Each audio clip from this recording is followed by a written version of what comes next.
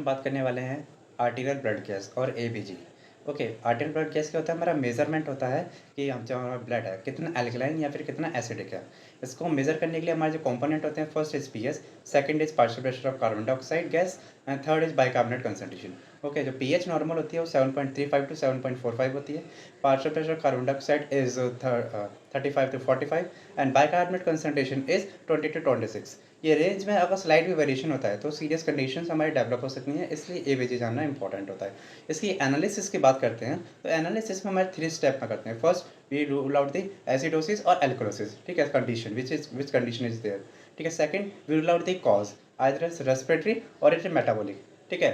Third condition is it compensatory और non compensatory. By first वाला क्या कैसे हम एनालाइज करेंगे कि एसिडिक है बाई लुकिंग सिंपली पीएच, और पीएच हमारा 7.35 से कम है तो एसिडोसिस, 7.45 से ज़्यादा है तो एल्कलोसिस।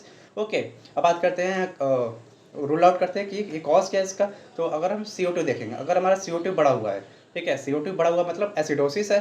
सॉरी, CO2 एक एसिडिक गैस होती है, ठीक है। CO2 बढ़ा है मतलब रेस्पिरेटरी में कोई दिक्कत है हमारा, ठीक है। अगर हमारा बाइकार्बोनेट का लेवल अगर एबनॉर्मल है तो मेटाबॉलिक कोई प्रॉब्लम है। Okay, according to that acidosis और एल्कलोसिस होगा।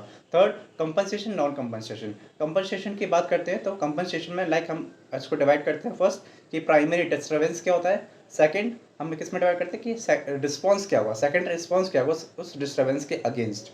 ओके, जैसे मान लो हम फर्स्ट बात करते हैं रेस्पिरेटरी और मेटाबॉलिक के।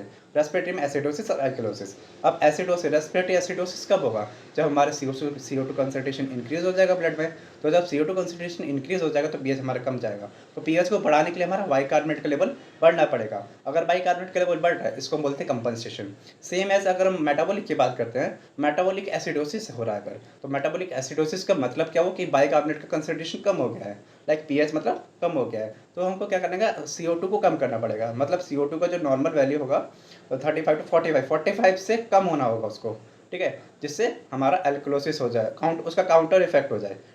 क्वेश्चन नीचे गिवन है, उसमें से हम देखते हैं कि हमारा एबीजी एनालिसिस करते हैं।